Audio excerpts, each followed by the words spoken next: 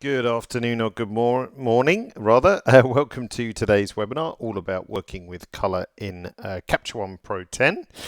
So we're going to look at all the various color tools, or most of the color tools, and a couple of other things that influence color as well.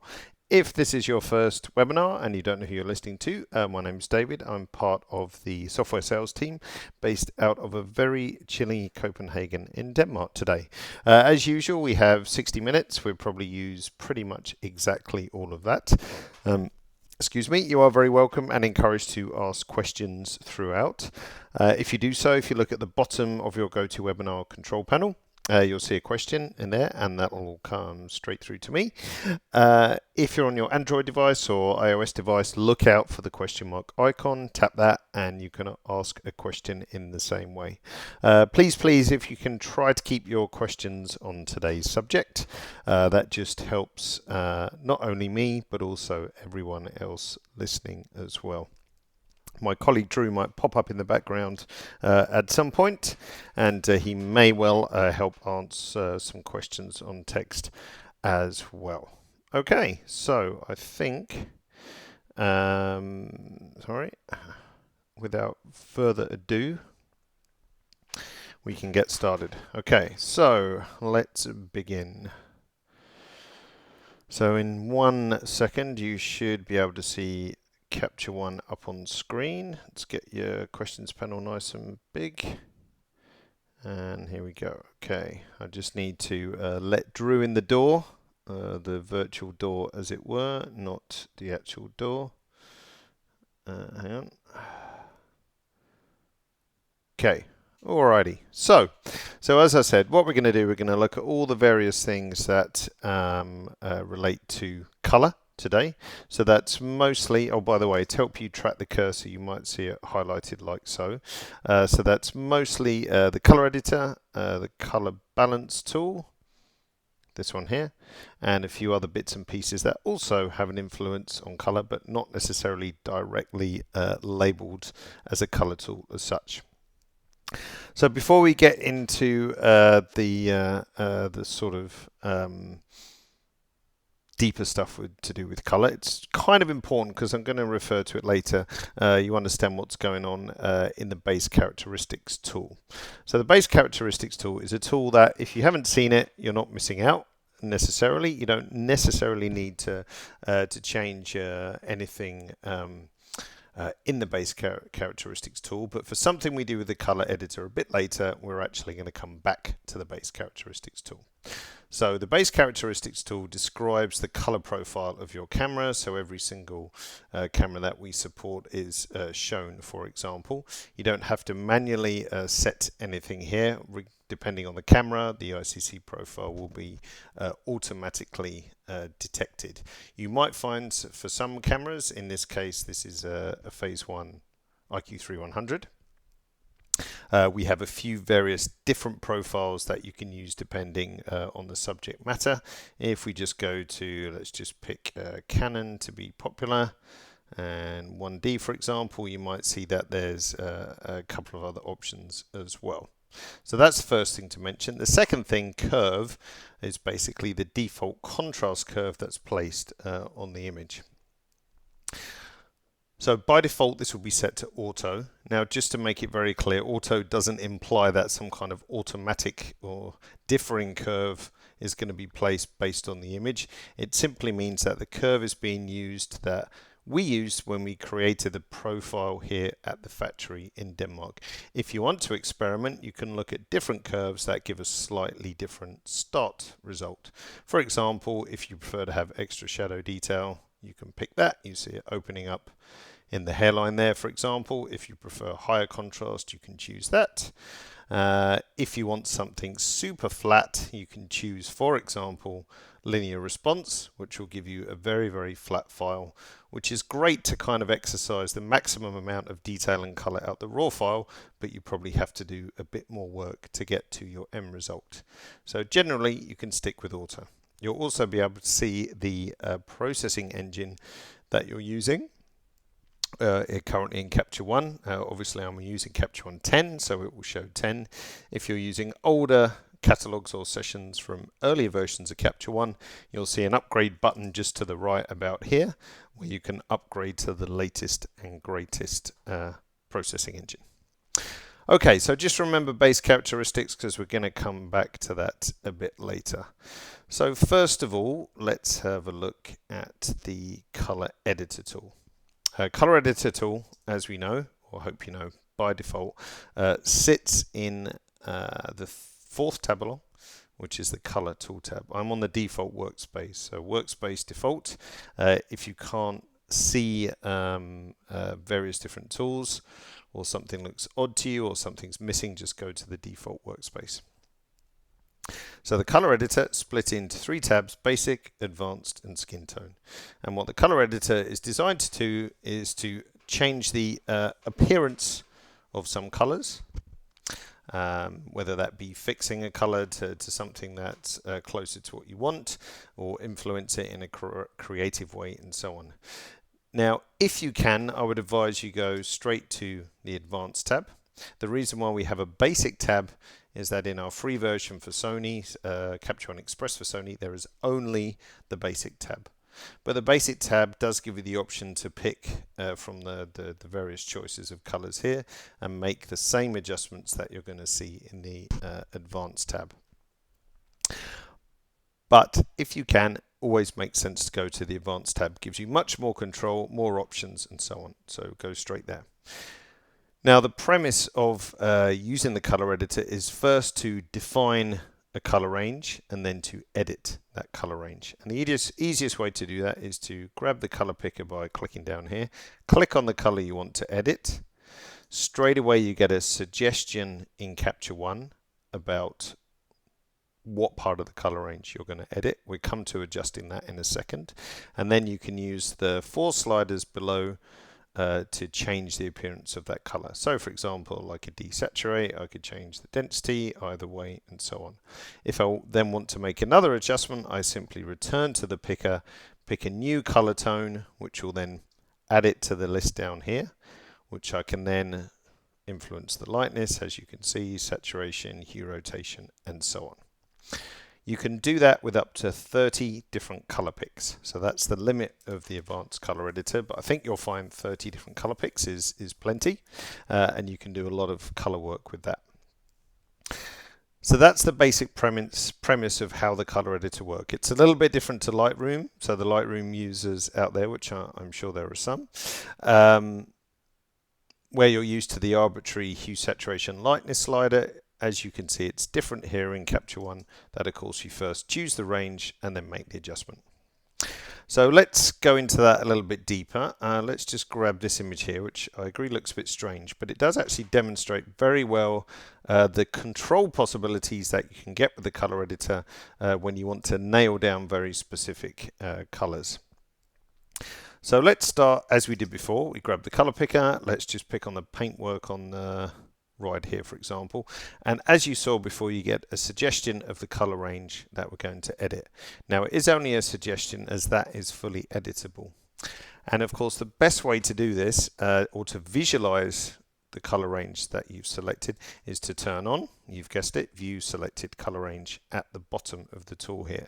So if we tick that box, then something happens to the image immediately, which is everything dips to monochrome, which is not part of that selected color range. So now you get a very visual idea of exactly what's going to be affected when we start pulling sliders around. Now, if we were very specifically wanted to just adjust the paintwork on here, you see we need to do a tiny bit more work because we've got some selection going on in the background here across the foliage. We've got kind of just under the ride here, and also there's a slight hint of color tone on the paving work, which means that there's a little bit of that color affected. So now we can begin to really define that range. Now, to help you do that, if you drag the color editor out, we can make it a little bit larger. You'll see why in a minute. Command T to hide the tools. Let's just tuck that out the way. If you're running dual monitors, of course, you could safely pop that on your secondary monitor. And now this boundary line, as we call it, we are free to adjust whilst we've got view selected color range switched on. So if I start to squeeze down towards my picked color point, like so, then what you'll gradually see is the background where my cursor is, for example. If we do this and we do this, it starts to get closer and closer to monochrome. So we've managed to narrow down our selection even more. The spot in the middle, that little tiny spot, that was the exact color that I picked on the image itself. Now it's improved, but you can still see we've got still a little bit of selection going on in the background. And that's where the very first slider comes into play in the color editor tool, which is the Smoothness Slider. And what the Smoothness Slider does, if you look at the boundary around around the boundary, you can see that we have some fuzziness, and this is controlling the roll-off into neighboring colors. Right now it's pretty soft, so we do have a bit of roll-off into the neighboring colors, but if we drag the smoothness slider down, and you can see that's minimized even more, then we end up with a really nice selection on just the color that we want to edit. If I start to go too far, you can see I'm just starting to lose some of the selection there, but you can really see how accurate you can get it. So I probably want to be around something like that, and I've got a really good selection just on the paintwork itself. So now I can turn off view selected color range, and then I'm free to use the remaining 3 sliders to adjust the hue. So we could brighten it up a little like that. We can change the saturation either via desaturation or adding more, and then changing the density like so. Down here at the bottom you've got before and after. So this is how the color looked when I picked it, and this is how the color looks after the adjustment, and you've got the same before and after numerical adjustments as well. Same as we did on the last image. If we want to make another pick, we can just pick again. If we turn on view selected color range, you can figure that we probably want to come away from our neighboring tones in that respect, and once again we can drop smoothness down and get a really tight selection on that. Turn off view selected color range, and then now we're free to adjust at will in a very targeted and specific way. So choose your range first, and then make the adjustments. Before we move on, I just have a quick look at your questions. Christina says, what does smoothness and hue rotation mean? Hopefully that you've discovered that by now. What's the effect of linear scientific? Bill is asking, going back to what we were before. Well, any raw file from any camera is really flat if we don't do anything to it. So we have to apply some kind of curve to give you a good starting point. If you want that kind of very flat starting point, that's what it's there for. So the linear curves just go really straight back to 0. But you've just got to be really careful, keep an eye on your highlights, keep an eye on your shadows. You might have to do a bit of work, but it's worth experimenting with that as such. Okay. Let's see. James says, why not just use a masking tool to mask out any area that you do want to affect? Hold that thought, James, because we can do that. But if you can avoid doing a mask, I mean, I did this in a very slow, deliberate way, but as opposed to drawing a mask around that object, and of course, so you've got the shadow parts here, you've got all the little bits of the kind of wood and everything. It's actually much faster a lot of the time to use the color editor rather than getting involved with mask drawing. But if you want to mask draw in relation to the color editor, that's really powerful, which we have a look at a bit later. Now you've got a few icons down here. Let's explain what they are. I'm just going to pick, let's just pick the yellow again, for example. So we've got the first one, or actually let's do the second one, which is span the full range. So in this kind of direction, we've got the color rotation, and then in this range, we've got saturation. So that's my picked color, the spot, and then similar, if you like, the same tone varies from saturation 0 all the way to 100%. So if you want to make sure you catch every single iteration of that color tone, every single saturation level, tap this icon down here, the second one, and then it will automatically span the full range. The first one is an invert, so if you want to protect one color and adjust everything else, then we can simply say invert slice, and you get the inverse like so. Let's smooth this down a bit, and then for example if we desaturate or increase saturation, you can see my pick color is now not changing, and everything else is, for example. So that can be really useful additions as well. Okay, would you use the color editor before you do any other adjustments? No, not necessarily. Before you start getting into color work, as Drew's kind of said in the background as well, you want to start with properly white balanced, properly exposed image, really before you start to do anything else. From that point on, it's not necessarily critical, but you don't want to start pulling color around if you're 2 stops under and the white balance is way off. So, when should I use local adjustments with the color editor? We shall come to that, as you will see. Is it better to start with a brighter file, or does it have more color info? Not necessarily. We're going to use actually quite a dark file in a minute, which looks like it has very little color info, but it's still enough. Okay, let's have a look at the Skintone tab. So hopefully you're all comfortable with how the color editor works. So it looks a little strange at first because when you first visit the color editor, let's just go to another image, for example, then it's all sort of completely blank. All the sliders are wiped out. So what do I actually have to do? But once you've gone through that process of picking, you know, making the pick and then adjusting, then it's super simple to use. Okay, so let's have a look at skin tones next. And you can see the interface looks vaguely similar, but we've got an additional bank of sliders down here called uniformity, hue, saturation, and lightness. So if we just zoom into our subject here, for example, let's do this. I'm just going to reset. Let's just check this image is on default. There we go. So that's the reset image. So that's exactly how it came out the camera. Now, very few of us are blessed with having totally even skin tones. And you can see here, and that's perfectly normal, of course, but you can see here we've got varying skin tone, you know, just around the collarbone on the chest. It changes tone a bit here again. It's different here once again, and we got some sort of pinkiness on the nose and so on.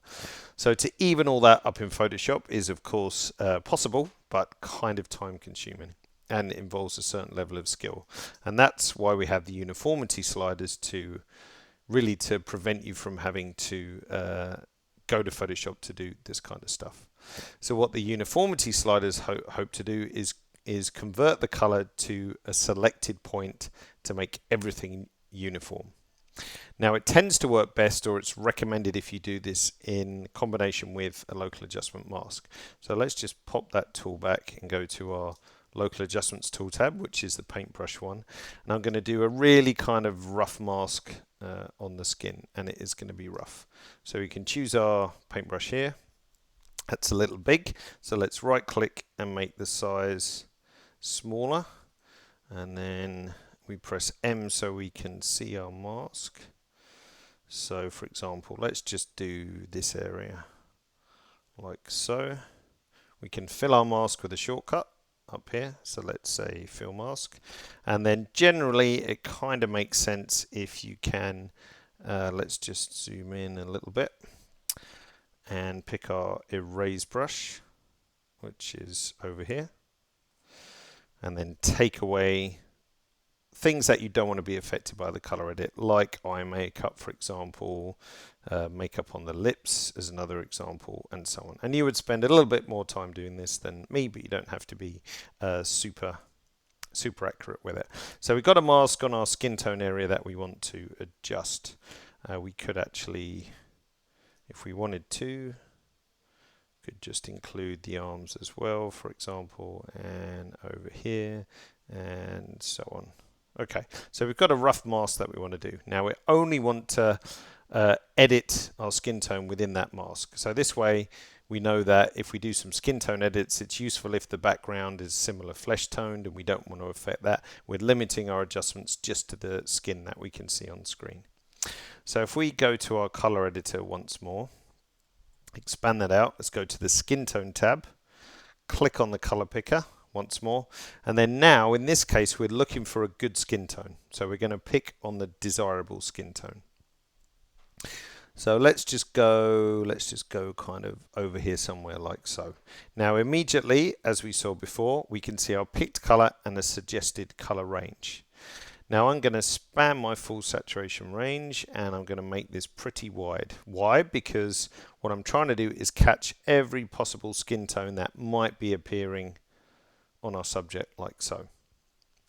And we've used a local adjustment, so we don't have to worry about anything in the background being affected, or clothing, or all those kinds of things. Then what we need to do is, the further we drag this to the right, the further everything in that range is transformed to the picked color. So if we drag that all the way to the right, saturation all the way to the right, lightness as well, you can see that starts to go a bit kind of Instagram filter, so you might want to just exercise a bit of caution. But that gives us a super nice even skin tone over the whole subject. If it's too even, like a little bit too believable, of course you can back those off a bit to have some level of blending with the original color. To show you exactly what's going on, you can actually pick up your picked color and you can drag that wherever you like, and then you can see exactly what's happening, like so. So we can simply decide exactly what skin tone that we want to have on our subject and keep it nice and even, of course.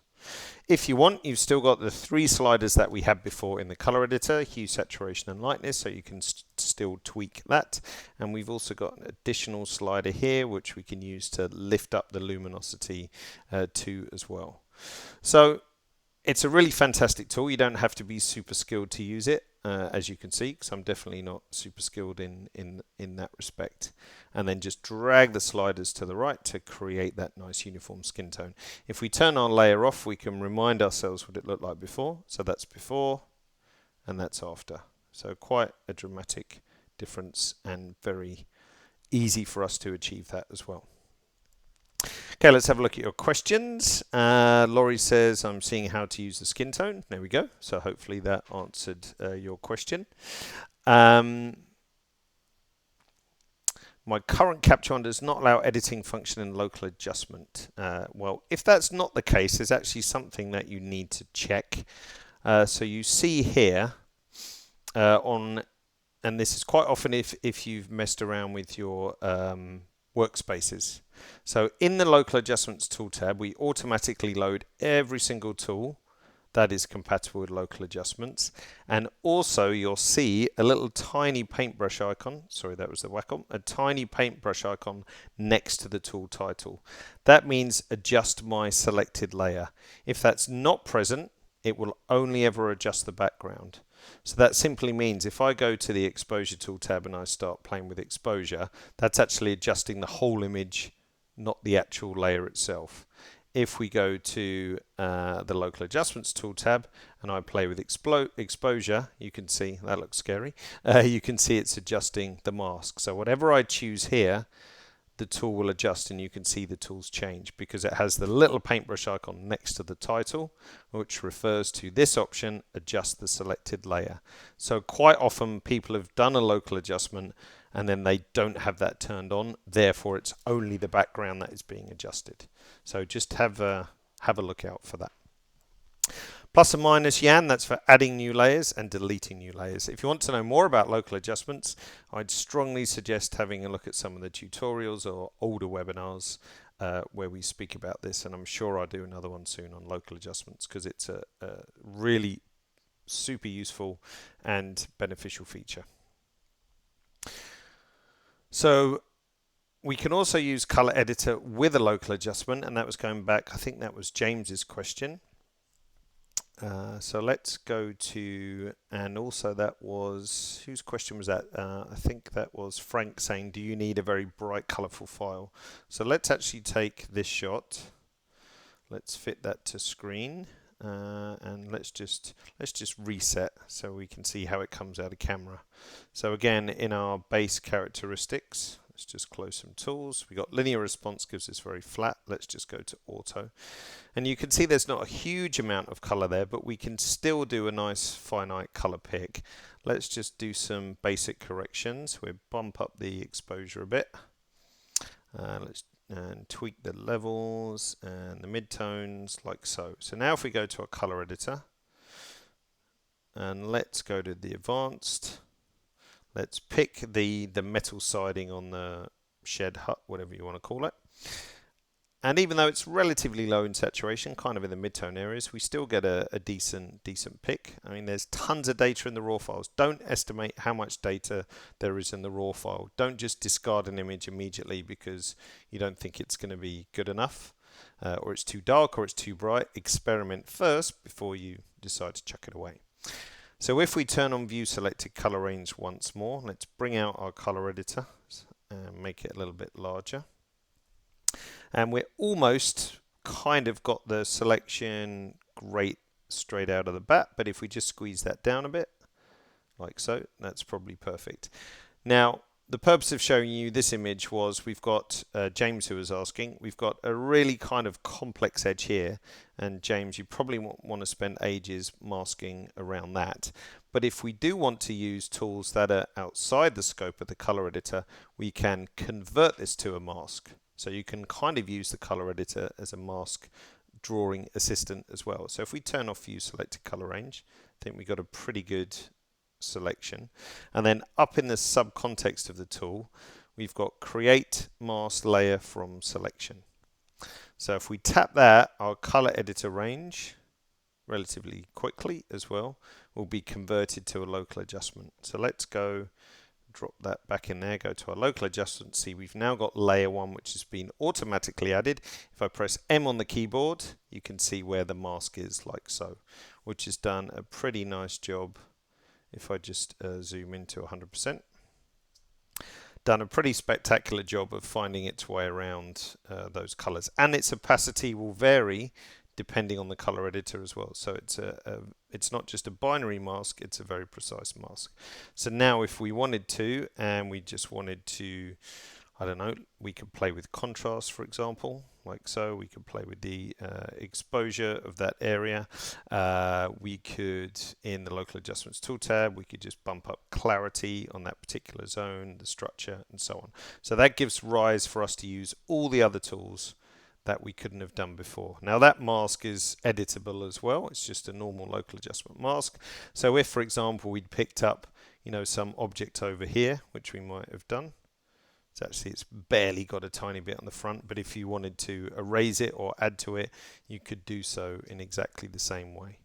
So just to remind you where it is, once you've created your color selection, create mask layer from selection. And you can do that again as many times as you like. Really good for masking around complicated areas. It's normally the fastest way to do it without getting involved in manual masking, auto masking, and so on and so on. Okay, so next step would be, who was asking? That was, I can't remember. Anyone. Somebody was asking, what about using the color editor with a local adjustment? Here's the image that I want. Now, sometimes, no matter what you do in the color editor to narrow down your color range and restrict it, for example, let's just pick on these shorts here. I find them distracting. But even if we played with the image as much as possible, it's still going to pick up some color tone on our subject's dress in the front here. Even if we really sort of worked hard to try and squeeze that down, there's really nothing we can do to only restrict it like so. So this makes sense to then use a local adjustment with a local adjustment with a color edit. And the great thing is you don't have to be super accurate about this. So let's say I only want to just desaturate here. So first of all, we go to local adjustments, we get local adjustment brush, right click, just to bring that a bit bigger. Let's just do a quick sort of rough mask around here. M to hide the mask on and off. Find our color editor, advanced tab, pick the color within that mask, and then now I'm free to just drop saturation down, as you can see, and it's only influencing the shorts, it's not affecting our dress. And we could do the same if I wanted to just go back to my brush and just add a little bit over here as well, for example. Or let's say this guy's, these shorts here, for example, let's just kind of bring those in too. Then within our color editor, we could take the picker again, tap on that, drop saturation down on those, and so on. So local adjustment in combination with the color editor kind of gives you that extra flexibility as well, without having to be, like, again, super accurate with masking. Okay, let's just have a quick look at questions. Drew's doing an amazing job in the background. Let's see, is this non-destructive? Yes, James, everything is non-destructive if you're using raw files, which we are, of course.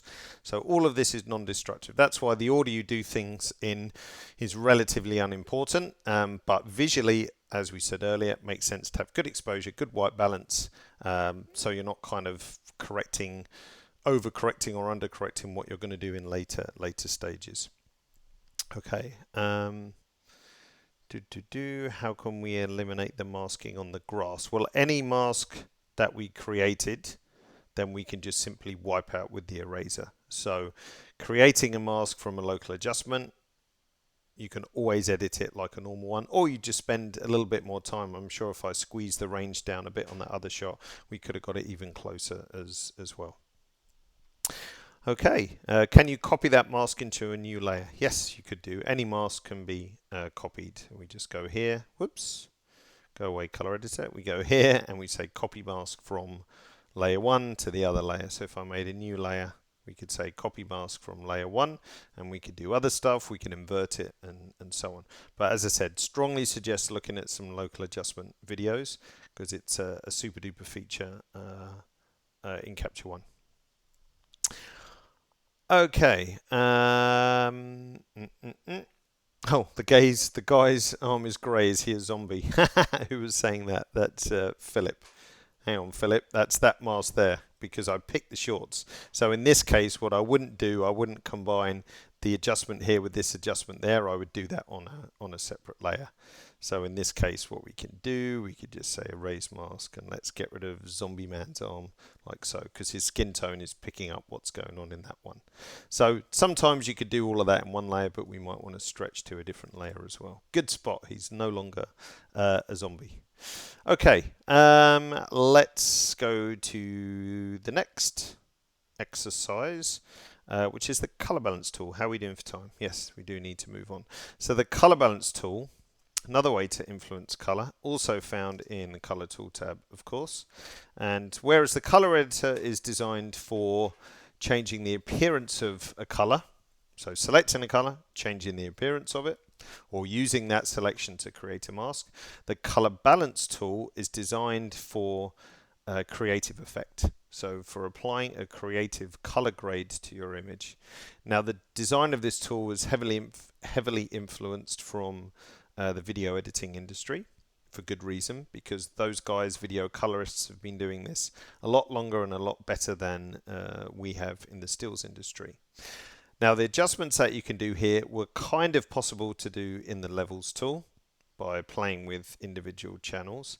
It was kind of possible to do in the curves tool by playing with individual channels, but the biggest benefit of using the color balance tool is that the color hue that you pick is totally separate to density. So for example, if in the levels tool I want to start, or the curves tool, I want to start playing with color tone, I can't help but influence density as well. I can't separate the two, whereas the color balance tool is completely separate. So we have a master tab, a three-way tab, a shadow, midtone, and highlights tab.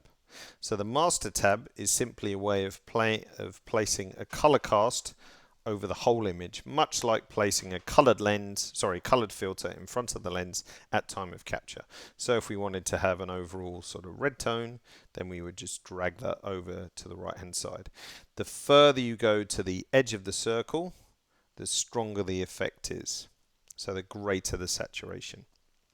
If you found a hue that you like and you don't want to kind of deviate away from that, you can drag the slider on the left hand side, which will just keep that spot exactly on the same color tone, but just adjust saturation like so. If you have a scroll mouse or a trackpad on your laptop, you can do 2-finger swipe to actually move around the color wheel as well, like so. If you really want to get into color grading, then you can also, if we just have a quick 2-second look at tangent. You can also use these hardware input devices, tangent ripple for one, or also the element, which is a larger system to interact directly with the color balance tool. So have a look at previous webinars on tangent if that's interesting. So the master tab controls colors over the whole image. Then we've got the three-way tab, which shows you the shadows, midtones and highlights in one tool, or for greater accuracy you can play with each of them individually. Again, like the color editor, we can drag this out and we can enlarge it, which makes it easier to use. Let's just drop this over here. Again, on a dual screen system, you could pop that out of sight. And now what we can do for the shadows, for example, wherever we drag this one, then you see that will just influence the shadows. So if we look at the bag, trousers, the shadow points down here, that's just affecting the shadows like so. So we can play around with this, then we can adjust our midtones and highlights and so on, like so. And this has only affected our color. Our density has been completely stable. If we want to play with density as well, we drag the slider to the right of each circle, and we can lift our shadows, for example, or we can darken our shadows. Same for the midtones, we can lift those up, we can darken those down. Same for highlights, we can lift those up and darken those down. So another way of playing with and influencing contrast as well. If you want to, you can combine the master with this as well. So if we played around with the master too, we could decide on what sort of color effect that we want additionally. To reset, we can just double tap and that takes us back to 0. Same on here as well. If I double tap, that takes me back to 0. For the sliders, double tap takes it back to the middle point, like so. If you want to preview your color grade, option click the reset button. Same for any tool. So if option click, that shows you before and after, like so. Excuse me. What I like to do personally is if we bring up a floating tool, exposure, for example, and then we can actually stick that to the color balance tool. They're now one and the same, like so. And I find it's really nice combining this tool with saturation. Then you can push these a little bit harder because then it doesn't sort of oversaturate, and you can get really nice kind of triple toning effect going on that you can't get with just a basic split tone tool. In addition to this, what's also nice to play with if you want to kind of get into film emulations and things like this is grab the film grain tool. Again, stick that to the bottom. Let's zoom in to our subject and then pick a film grain type. Let's go for cubic. Add some impact. So that's like the opacity of how obvious the grain is, and then some granularity, how grainy it is, like so. Very easy to use, gives you a really nice supernatural effect. So anyone can use this tool. It's very simple. You pick your color, you pick the density, job's done. Using levels and curves requires some knowledge of color mixing, and also you're going to be pulling around your densities as well as the color tones. And you really want to keep those two things separate. Let's just bring up the browser. If I say image, let's say a new variant, so that will just give us the unadjusted one. Let's hide our browser. Let's just get rid of... Oh, by the way, if this is a setup that you like, don't forget to save that as a workspace. I've got one here, see color grade, so that was something I made earlier. And then when you go back to your default, for example, if you want to, you can always return to your color grade workspace like so. Saves flicking through tools that you're not going to use. So let's go back to default workspace. Hide the tools, hide the browser.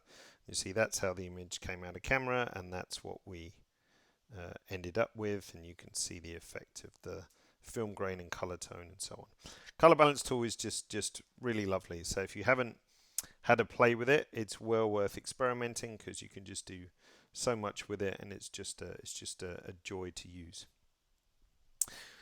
Okay, before we move on, a couple of other questions. Can you rotate an image with a Wacom tablet while editing? You can. You could actually. If you again search back for other webinars on the Wacom, for example.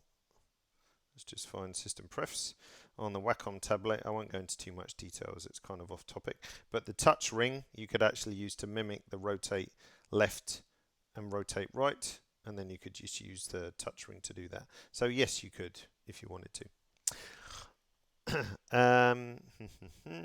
Let's see. When you drag a tool out of the dock, how do you return it? It just snaps back in. So if we drag that out and we resized it, if we bring it back, you see it changes color just on the bar, and then let go and it snaps back in. Easy. The floating tool always stays where it's floated. Yes, Genie, if you quick capture one and restart, you'll always return to that last workspace. And if we went to my color grade workspace, it will be as I saved it, like so. So let's go back to default. And actually the workspace returns to the tool tab that it was at when it was saved as well. Okie dokie. I'm showing before and after down. I've just got a virtual copy, so a new variant. So if I say new variant, I get a new virtual copy without any adjustments, and that was the one that we just adjusted. How are we doing for time? Okay. Couple of other things to talk about, and then I shall let you go home. So let's grab this image. Actually, I've got two the same, like so. Would help if they fit screen. So let's fit screen like so. Let's bring them both up. Hide the browser, Command B.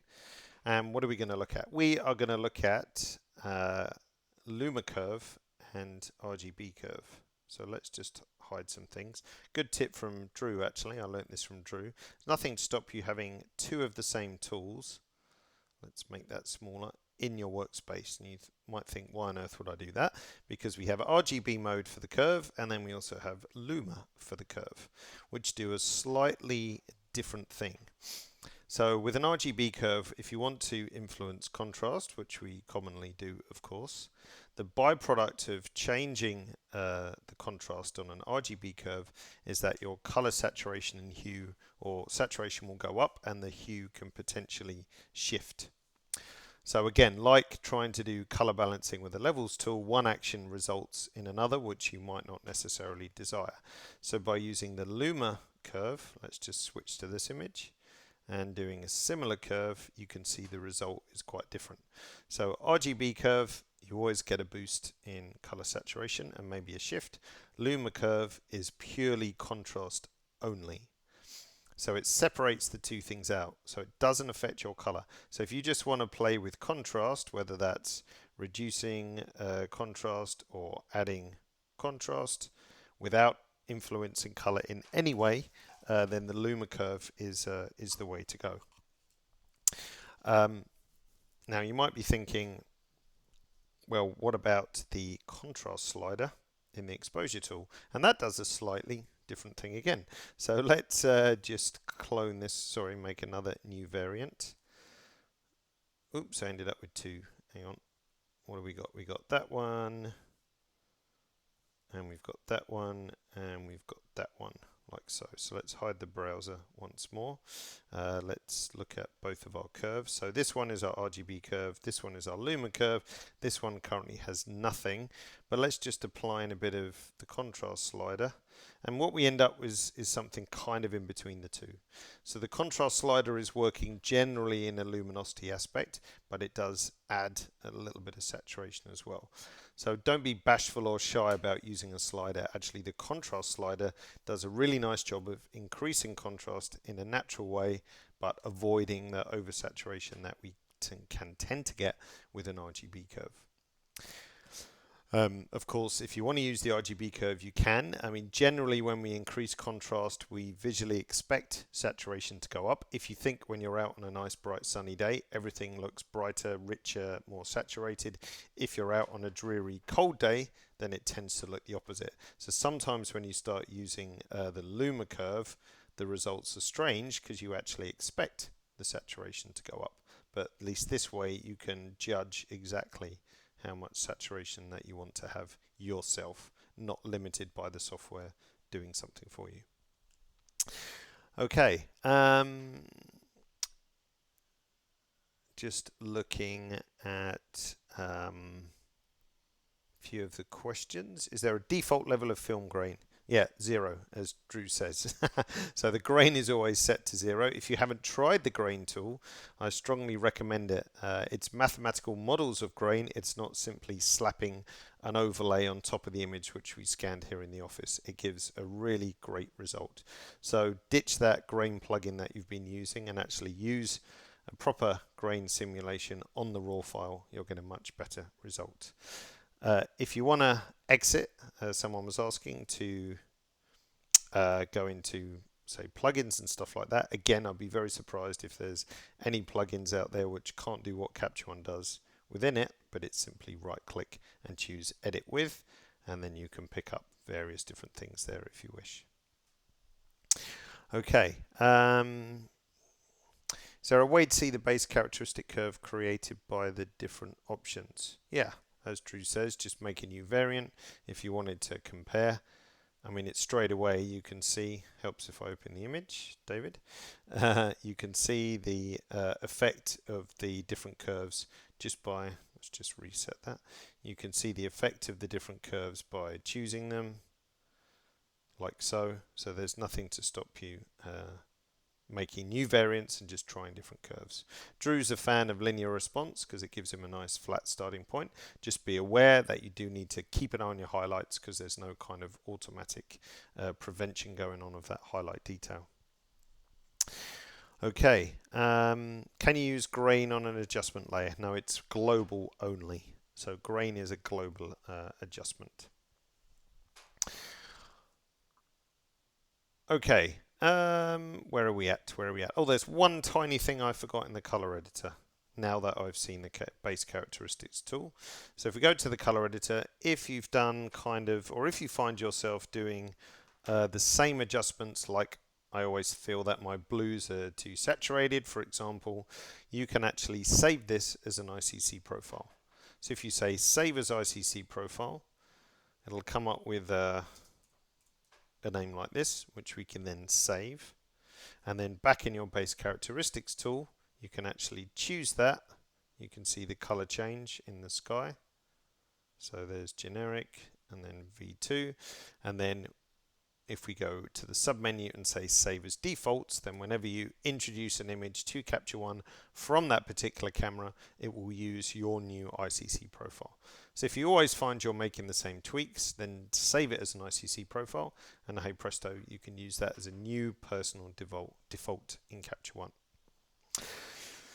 Okay, there's one last thing to look at, which is kind of for you Lightroom users out there, which if you're in the exposure tool, you might be thinking, why is there no vibration slider? I can only see a saturation slider. Well, actually, the saturation slider in Capture One is closer to the vibrancy slider than you might think. So in this particular case, let's just make sure I don't have a color edit on. Let's just reset that. In this particular case, if I drag the saturation slider all the way to the right, you can see the saturation goes up. You can see it change in the sky and on the red arrows themselves, but it's within, if you like, some acceptable limits. So colors that are already well saturated receive less treatment than those colors that don't. The idea being to help protect the oversaturated colors or already very well saturated colors in an image. But if we look at this, and I know this for the case, because if we grab our color picker and just choose the red, look how close we are to the upper echelon of the saturation range.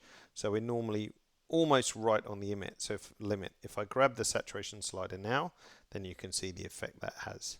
Pretty ugly, I'm sure you can agree. So therefore we can deduce that the saturation slider has that level of intelligence built in. So that's just something to be aware of when you're working with color as well. Don't be afraid to maybe push the slider further than you might think, because it's actually already protecting those colors. Let's have a look at your questions. Travis says, when I copy paste adjustments from my awesome color grade or other adjustments, what's the best way to batch edit? Sometimes I get it to apply, but not other times, even with the edit primary toggle. There's no reason why you shouldn't be able to batch edit all the time. As long as this is on, and for those new users, that means edit primary or edit all. So if I had a selection like this, and I said copy, copy, and then apply, it would put my adjustments across to all the other images. For example, if this one is off, then it won't actually apply to all the other images. So just be aware of that, of course. But really, there is no kind of cunning trick to it, to be honest. So it's copy and apply. Once you've picked an image and copied, you can always check what's being copied in the adjustments clipboard. Anything that you've copied over will have a tick like so. Okay.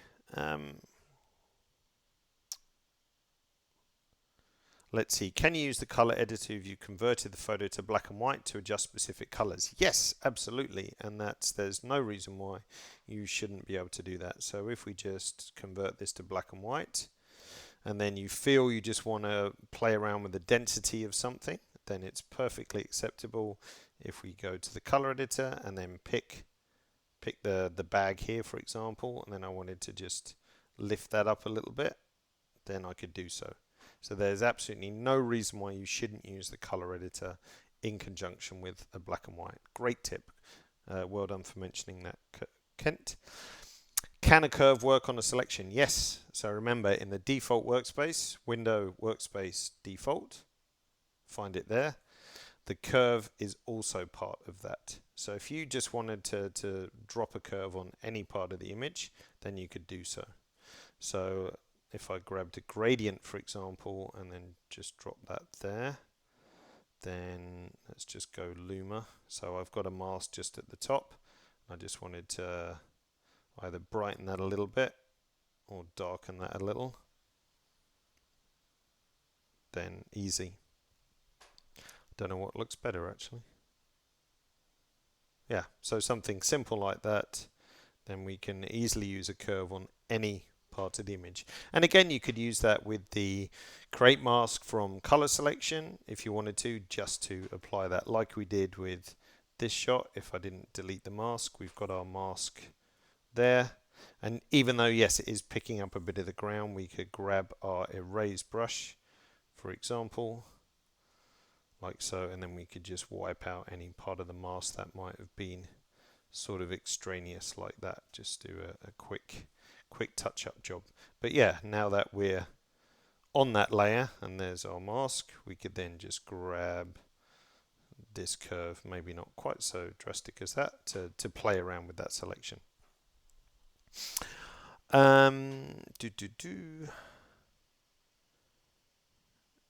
Kevin says, oh yeah, Kevin has been talking about the color checker passport, and you're correct. X-Ray only works with DNG profiles, not ICC profiles. There's no benefit sort of potentially to, I guess, trying to muck around. There is a very long-winded workaround, but to be honest, and I was chatting to a Lightroom user yesterday about this, said, can I use my color checker passport? He's kind of transitioning from Lightroom to Capture One as we speak. And I said, no, you can't use it the same way as Lightroom, but is there an issue with the color? It's like, no, actually, I can get faster to my desired color in Capture One with the color editor than I can in Lightroom by having to create a profile and then adjust that. So I think before you automatically assume you need the color checker passport, try Capture One without. If you're not happy with the color, we'd rather know about it than try and make you guys fix it by having to shoot targets. We capture about 700 shots per camera that we support, and hand tweak the color profiles to give you good profiles for all-round photography. There is a case for custom profiling for fine art reproduction, for example, but it's very unlikely you're going to better what you get in Capture One by trying to shoot a very small 16-patch color checker. So before you make your decision, then have a go in Capture One, see what you think of the colors, and if you're not happy with the colors, we'd rather know about it, as I said. Okay. Let's see. Okay, how are we doing for time? Just looking at the last question. EJ Piker says, for landscapers, the Skintone editor can be useful to correct over-polarized patch of sky, which can happen with wide-angle lenses. Yeah, that's a good tip. Even though the color editor is called Skintone, sorry, skin tone. In theory, you could use it to even up anything. I've seen people use it on seascapes for evening up the color of the sea and all kinds of stuff. So you don't really have to limit it to skin tone. The principle works really for anything, but its primary design was that. William asking about lens profiles. We always add new profiles when we update. Just be aware, those of you on Sony or Panasonic or Olympus or Fuji, even if you don't see your lens listed here, what you might see, let's just go to a Fuji. Do I have a Fuji image? Not Fuji, Sony image. You'll see here we've got the profile for this, which is a phase 1 created profile. And the phase 1 profiles give you an additional benefit of sharpness fall off. But if you find manufacturer profile, that means we can use the data within the raw file to make the corrections. So have a look just to make sure before you think I don't have a lens profile. If you can use manufacturer profile, that's doing a pretty good job as well. But profiles you can't download.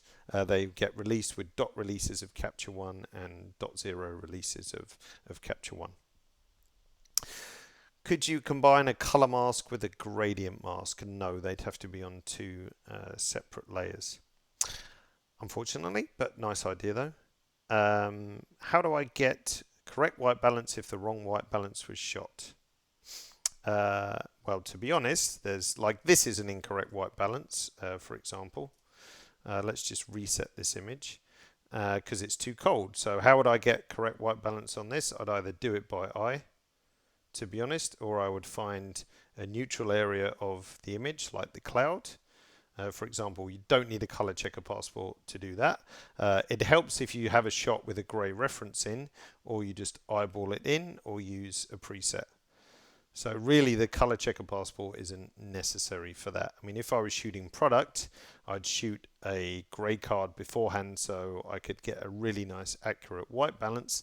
But sometimes the accurate white balance isn't the most photographically pleasing one.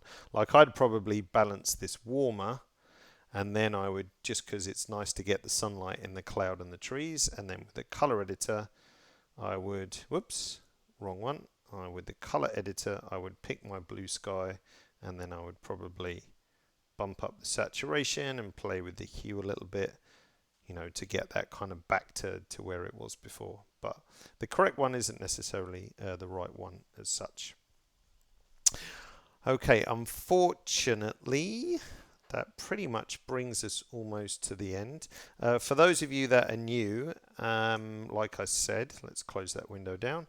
It's worth having a look at, if you go to Products, Software, Capture One Pro, and then the menu up here, you'll find a nice thing called a Learning Hub. And then that's got various different guides, tutorials, and so on and so forth. If you're interested in the color balance tool, then if you go to our blog and do as you've done here, type in color balance and go, this brings up a whole bunch of articles all about color grading.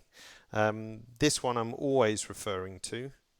It was written by a video colorist, again, who are kind of a bit ahead of us in what they can do with color grading, and it gives a nice walkthrough of the tool. But the real good part about this article additionally is that there's 5 different grades, as you can see, that you can experiment with a little screen grab of how the tool was set. So it's definitely worth having a look at that. blog.phase1.com, and just punch in color balance in the search engine and you'll get up a few different tips like that. Definitely well worth looking at.